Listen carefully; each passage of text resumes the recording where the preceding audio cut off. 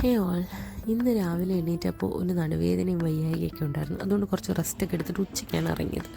എന്നിട്ട് ഇവിടെ അടുത്തുള്ള ഒരു ചൈനീസ് റെസ്റ്റോറൻറ്റിൽ കയറി ഒരു സാധനം ഓർഡർ ചെയ്തു. അത്ര നന്നൊന്നും ആയിരുന്നില്ല.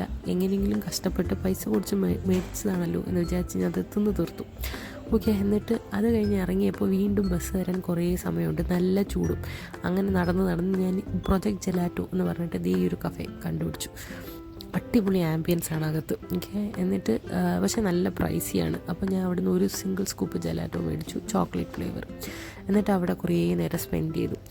എന്നിട്ട് അങ്ങനെ സ്പെൻഡ് ചെയ്തുകൊണ്ടിരിക്കുമ്പോൾ അവിടെ ബട്ടർഫ്ലൈനെ പോലെ ഉള്ളൊരു കുഞ്ഞാവ വന്നു, ഒരു girl Kunjava.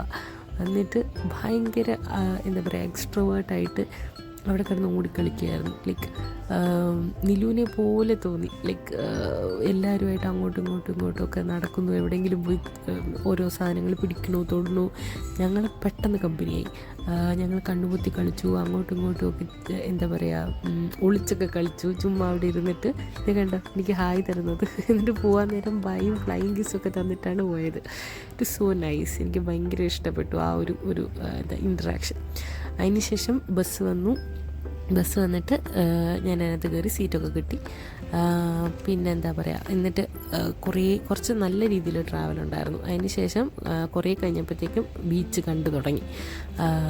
It was like നമ്മുടെ ഇവിടുത്തേനെക്കാട്ടിലും ഒരു ഡിഫറെൻറ്റ് കളറാണ് അവിടുത്തെ കടൽ പോലെ എനിക്ക് തോന്നിയത്.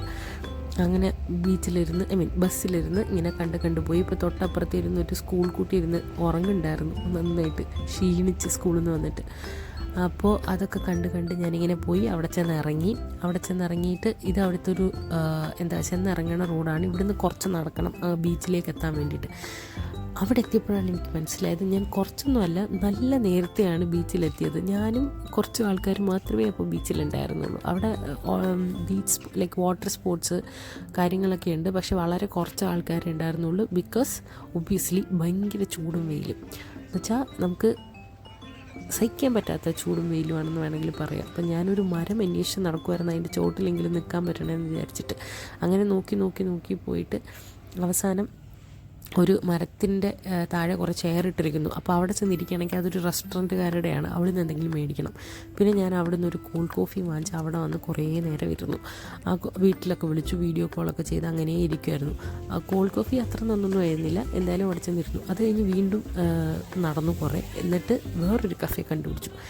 അവിടെ ചെന്നപ്പോഴത്തേക്ക് ഞാൻ ചുമ്മാ എൻ്റെ ഫ്രണ്ടിൽ കൂടെ നടന്നത്. അവിടെ കുറച്ച് പെൺപിള്ളേരായിരുന്നു എടുത്ത് കൊടുക്കാനും കാര്യങ്ങൾക്കൊക്കെ നിന്നിരുന്നത്. അവരെ പരിചയപ്പെട്ടു. പിന്നെ അവിടെ ചെന്ന് ഒരു സ്കൂപ്പ് ഐസ്ക്രീം മേടിച്ചു. എന്നിട്ട് ഐസ്ക്രീമിന് മധുരമൊക്കെ ഭയങ്കര കുറവായിരുന്നു. ഓക്കെ, എന്നിട്ട് ഈ പെൺപിള്ളേരാണ് ഞങ്ങൾ പരിചയപ്പെട്ടു. അവരുടെ ഫുഡൊന്നും എനിക്ക് ടേസ്റ്റ് ചെയ്യാനൊക്കെ തന്നു. എന്നിട്ട് അവരുടെ എൻ്റെ മൂക്കൂത്തി എന്താണെന്ന് അറിയണം, എനിക്ക് ബ്രദർ ഉണ്ടോ എന്നറിയണം, അങ്ങനെ കുറേ കാര്യങ്ങൾ. ഭയങ്കര കമ്പനിയായിരുന്നു. എന്നിട്ട് that was A nice interaction. എന്നിട്ട് ഞാൻ കുറച്ച് നേരം കൂടെ അവിടെ ഇങ്ങനെ നിന്നു. ഇപ്പം 6:30 എന്തുമായി, എന്നിട്ടും സൂര്യൻ അസ്തമിക്കുന്ന യാതൊരു ലക്ഷണവും കാണുന്നില്ല. അപ്പോഴും ചൂട് തന്നെയാണ്, പക്ഷേ ആൾ കൂടി വരുന്നുണ്ടായിരുന്നു ഈ സമയപ്പോഴത്തേക്കും. പിന്നെ ഞാൻ കുറച്ചും കൂടി നടന്നപ്പോൾ അവിടെ ഒരു നൈറ്റ് മാർക്കറ്റ് ഉണ്ടെന്ന് ഞാൻ ഇങ്ങനെ നെറ്റിൽ കണ്ടിട്ടുണ്ടായിരുന്നു. അത് 7 മണിയൊക്കെ ആവും ഓപ്പൺ ആവാൻ. ഈ സമയത്തേക്ക് 6:45 ആയി. അപ്പോൾ അത് ഓപ്പൺ ആവും എന്ന് വിചാരിച്ചിട്ട് ഞാൻ അങ്ങോട്ടേക്ക് നടന്നു. ഈ ഒരു കടകളൊക്കെ ഇപ്പോഴത്തേക്കും ചെറുതായിട്ട് ആക്റ്റീവായിട്ട് തുടങ്ങുന്നുണ്ടായിരുന്നു. ഇവിടെ എല്ലാം രാത്രിയാണ് ആക്റ്റീവ് ആവുക. കടകളാണെങ്കിലും ബീച്ചാണെങ്കിലും ഒക്കെ രാത്രിയാണ് ആക്റ്റീവ് ആവുക. അങ്ങനെ ഞാനത് കണ്ട് നടന്നത് ഈ ഒരു സ്ഥലത്തെത്തി. ഇതാണ് ഇവിടുത്തെ ഒരു നൈറ്റ് മാർക്കറ്റ്. ആ ഒരു സ്ഥലത്തെ കുഞ്ഞു സൈഡിലുള്ള കടകളൊക്കെ ആ സമയമാകുമ്പോൾ തുറക്കണം. എന്നിട്ട് ഇപ്പുറത്തെ സൈഡിലൊരു മോളും ഉണ്ട്. അവിടെ തന്നെ സൂപ്പർ മാർക്കറ്റ് ഉണ്ട്, ഒരു ബാറുണ്ട്, ബാർ പ്ലസ് ഡൈനിങ് ഉണ്ട്. അപ്പോൾ ഈ ഒരു കടകളൊക്കെ ആക്റ്റീവ് ആവുമെന്ന് വിചാരിച്ചിട്ടാണ് ഞാൻ അപ്പോഴത്തേക്കിനും അവിടെ വന്നത്. 7 മണിയായി ഏകദേശം. പക്ഷേ ഞാനൊന്നും ആക്റ്റീവ് ആവുന്നത് കണ്ടില്ല. എനിക്കൊന്ന് ഇനിയും സമയമെടുക്കും. കുറച്ചൊക്കെ സൺസെറ്റൊക്കെ കഴിഞ്ഞതിന് ശേഷമായിരിക്കും ഇത് ഓപ്പൺ ആവാൻ തോന്നും. അപ്പം ഞാൻ വിചാരിച്ചു ഈ ഒരു മോളിനകത്തുള്ളൊരു സൂപ്പർ മാർക്കറ്റ്, അതിൽ കയറാമെന്ന്. അവിടെ കുറേ ബേക്കറി ഐറ്റംസും കാര്യങ്ങളൊക്കെ ഉണ്ടായിരുന്നു. എനിക്ക് പിന്നെയും മധുരം കഴിക്കണം തന്നെയായിരുന്നു. പക്ഷേ പിന്നെ മധുരം കഴിക്കണ്ട എന്ന് വിചാരിച്ച് ഞാൻ തന്നെ കൺട്രോൾ ചെയ്തൊരു കോൺ ഡോഗാണ് മേടിച്ചത്. നല്ല AC ഒക്കെ ഉള്ള ഒരു നല്ല ആംബിയൻസ് ഉള്ള സ്ഥലമാണ് അതിനകത്ത്. അവിടെ ഇരിക്കാനും കഴിക്കാനും ഒക്കെ സ്ഥലമുണ്ട്. അവിടെ ഇരുന്ന് ഞാൻ ആ കോണ്ടോ കഴിച്ചു. It was good. അപ്പോൾ ഞാൻ റിസ്ക് എടുക്കാതെ മേടിച്ചതായതുകൊണ്ട്, റിസ്ക് എടുത്ത് മേടിക്കുന്നത് മൊത്തം കുറച്ചൊക്കെ പരാജയമായിട്ടുണ്ട്. സോ ഇത് റിസ്ക് എടുക്കാതെ മേടിച്ചു. It was good. ഞാനതൊക്കെ കഴിച്ചു. പിന്നെ ഞാൻ ഒന്നും കൂടി ബീച്ചിൽ പോയി. ഇപ്പോഴാണ് ആക്ച്വലി അവിടുത്തെ കറക്റ്റ് സമയം. 7:30 ഏകദേശം സൺസെറ്റിൻ്റെ സമയമായി. ഇപ്പോൾ നല്ല ആംബിയൻസ് ആയിരുന്നു. ഇത് ഇവിടെ ഇരുന്ന് കഴിക്കാം, മദ്യപിക്കാം, പിന്നെന്താ നല്ല ആംബിയൻസാണ്. കടലൊക്കെ കണ്ട് സൺസെറ്റൊക്കെ കണ്ട് ഇവിടെ ഇങ്ങനെ ഇരിക്കാം. ഇപ്പോൾ ഭയങ്കര റിലാക്സിങ് ആയിട്ടുള്ള വൈബായിരുന്നു. ഇപ്പോൾ ഒരുപാട് ആൾക്കാരുണ്ട്. സീ ഭയങ്കര കാമാണ്. എന്താ പറയുക, ഇങ്ങനെ നോക്കി നിൽക്കാം കുറേ നേരം. ഞാനിങ്ങനെ കുറേ നേരം അവിടെ ഇങ്ങനെ നോക്കി നിന്നു. കുറേ നേരം കൂടെ നിൽക്കണമെന്നുണ്ടായിരുന്നു. പക്ഷേ തിരിച്ചുള്ള യാത്ര കുറച്ച് കൂടുതലായതുകൊണ്ട് പിന്നെ പോകണം എന്നുള്ളൊരു ചിന്തയും കൂടി ഉണ്ടായിരുന്നു.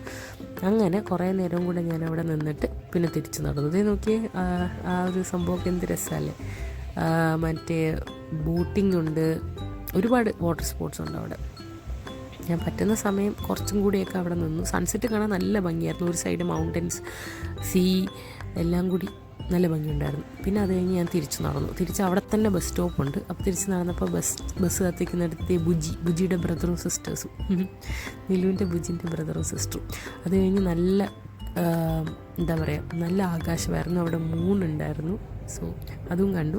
പിന്നെ ബസ്സിൽ തിരിച്ചു വന്നു. Moon is something I relate to Nilu. So that was something. പിന്നെ ഞാൻ ബസ്സിൽ കയറി തിരിച്ചു വന്നു. That's all for today.